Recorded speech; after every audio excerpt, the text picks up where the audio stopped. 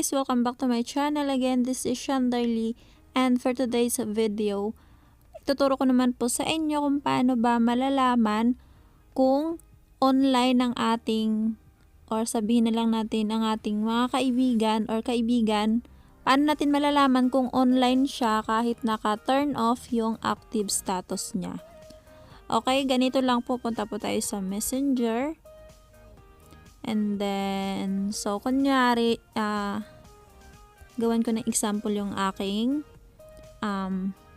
isang account. So, magta-type ako dito.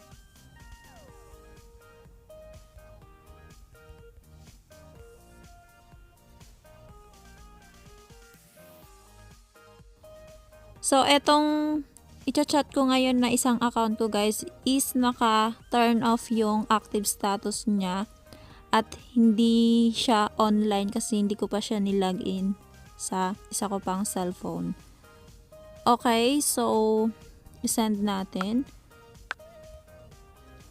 So dito po natin malalaman kung active ba siya kahit naka-turn off yung active status niya. So click lang po natin yung ating sinulat, yan.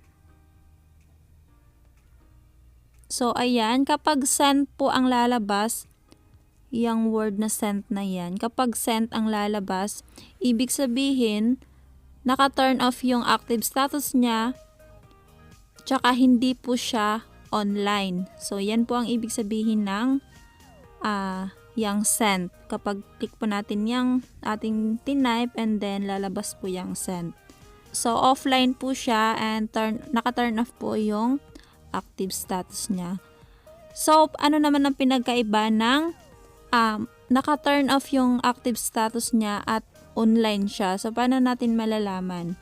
Okay, try kong i-login yung chinat ko kaninang account dito sa application Messenger ko.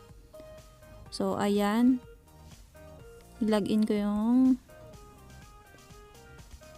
account na yun. Kasi etong main ko ang nakalagin dito, so i-log out ko and then ipalit ko yung isang account.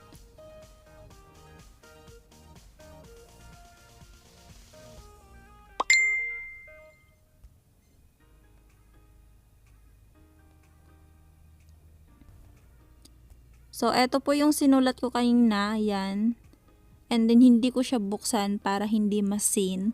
And ipapakita ko din sa inyo na naka-turn off ba talaga yung active status. So, ayan, naka-turn off po. Ayan, naka-off po ang kanyang active status. So, balik tayo dun sa ating main account.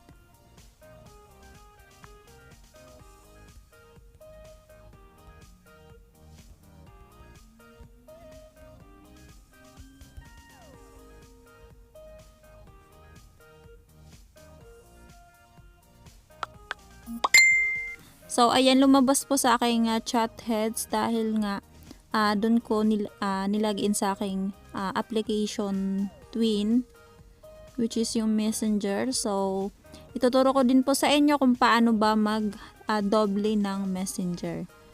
So, ayan. Ayan, i-hide lang natin.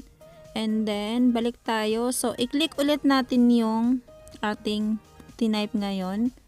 Ayan. Eto, click natin yan. So, ayan. Ang lalabas po is delivered. So, ang ibig sabihin ng delivered, naka-turn off yung active status niya, pero online po siya. So, yun yung sinabi ko. Yan, lumabas kayo na yung chat heads dahil online po yung account na yun. So, next na tutorial ko, ituturo ko po sa inyo kung paano mag-doble ng Messenger or kahit na any na apps na pwede natin doblehin.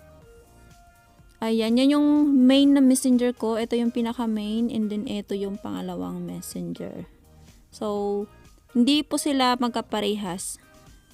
Parang iibang cellphone lang din po ang ginagamit ninyo. So, yun lang guys. Thank you so much for watching. At kung bago ka pa lang sa akin channel, please don't forget to like and subscribe and click the bell button para updated kayo sa mga bago kong upload na video. Thank you so much and see you on my next vlog. Bye!